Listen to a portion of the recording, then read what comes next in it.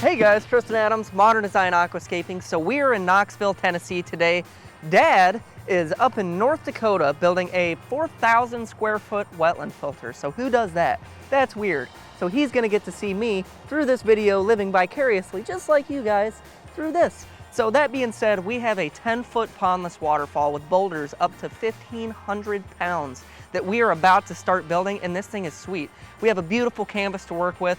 There's trees in the backdrop so that it's not just, you know, like, what do they call it, the concrete jungle? There's no buildings or houses in the background. It is literally a nice, beautiful patio area from the back section of the house. And we are coming in with this pondless waterfall on a gentle slope away from the house. And if you guys have seen these videos before that we've done, you know that the gentle slope away from the house requires a lot of topsoil because you don't want the waterfall falling away from the house. It's hard to see. You gotta go hang out in the woods. But if you guys enjoyed this video, like, comment, subscribe, do the whole thumbs up thing that you guys got, and stay tuned because we have a lot more pondlesses coming up this year. And I am super excited because, you know, every one you build, you get a little bit better. So you guys can be the judge of that. Tell me if I suck or not. Have a good one. We actually have a 10-foot long pondless waterfall coming in right in this area. So it's funny, we haven't even been here for 15 minutes and we already completely changed the plan. I am actually standing on the complete opposite side of this patio from what was originally intended for the waterfall to live. And what actually designated this change was right behind you guys is actually the living space in there, the kitchen, where they do all of their hanging out for their day. Why not have the waterfall in front of the room that you spend the most time in your house in?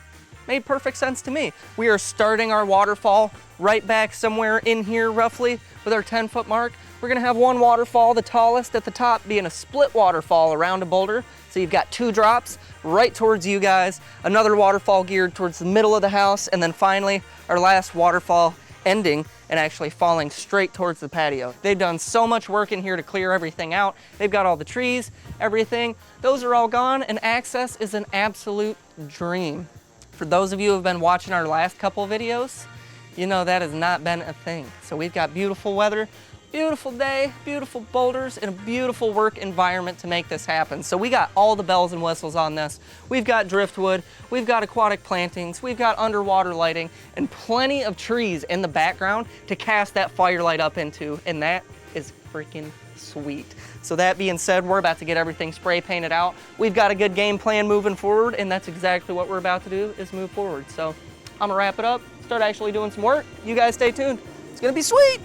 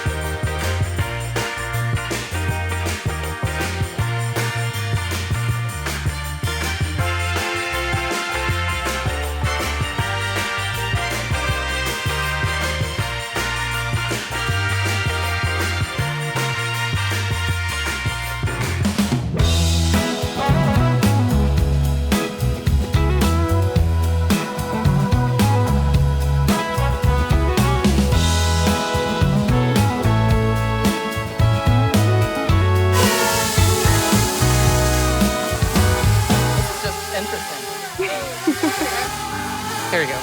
That's it.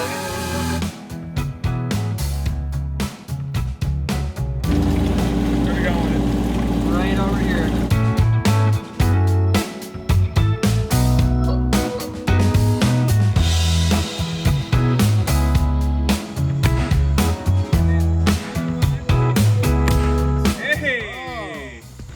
Boom. You're a goddamn animal. Boom, baby. Danimal. Danimal.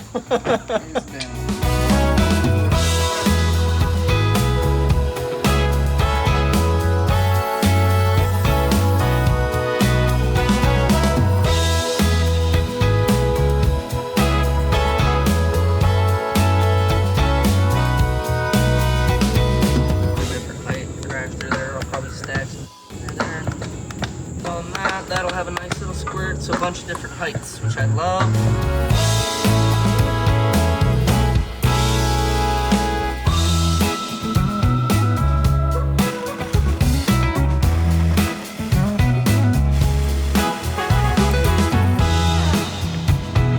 I like that better because when gravel comes up, I don't want this to be hidden.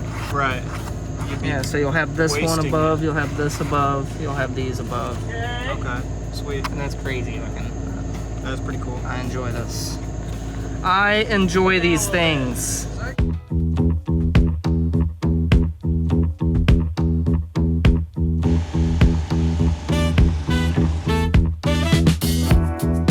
tiny bit down under it. Work out that fold to where it's nice. And I'm gonna leave that there so that any pressure that goes on it has a little bit of wiggle room. And then I'm gonna fold it up.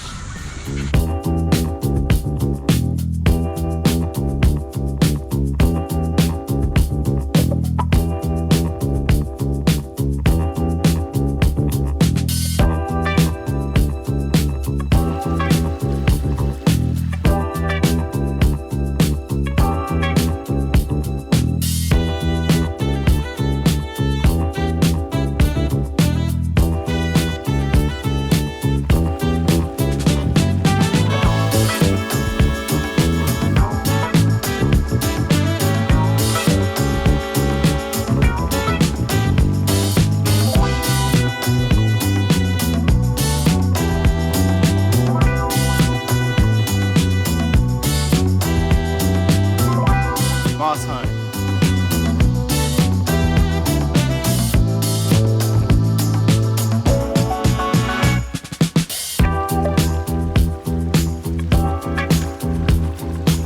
So we've got a nice shallow area over here with these stones just below the surface of the water. That is to draw in the birds.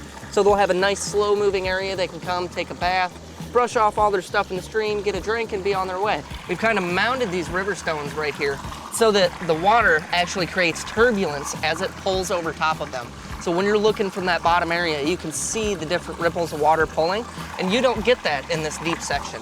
So mounding those up and then having our island rock. That's one thing that I really love, is having island rocks. But what that does is it makes the water split around it, and I've seen it so many times up hiking streams and rivers. You see these little islands just cresting out and the water ripping around the sides, and it's a little off center, and it kind of draws your eye towards it and the waterfall at the same time. And more often than not, somehow they're covered in moss. I have no idea how. I figured the water level would fluctuate and the moss wouldn't do too good, but man, it's there. You'll see it. So next time you guys are up there, maybe take a look at that stuff and you'll start to notice some of these little things that we do, and they might just click and make a little more sense as to why we do them that way. So we had a blast on this project, and I just wanted to share with you guys a little bit of the details on what we look for and random little things that we do to help naturalize a project.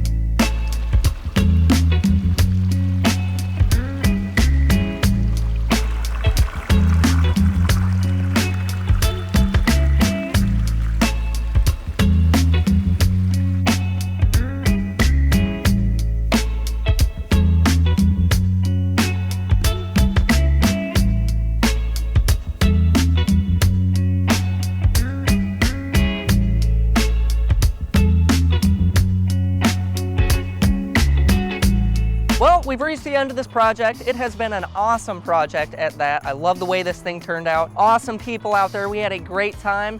This guy, still in North Dakota, oddly enough. His job is quite a bit bigger than the one that we just completed. I hope you guys enjoyed it as much as we did, because we had a blast out there. So if you like this video, like, comment, subscribe, stay tuned. We'll be back with more stuff. I'm gonna get hit by a car. I'm leaving.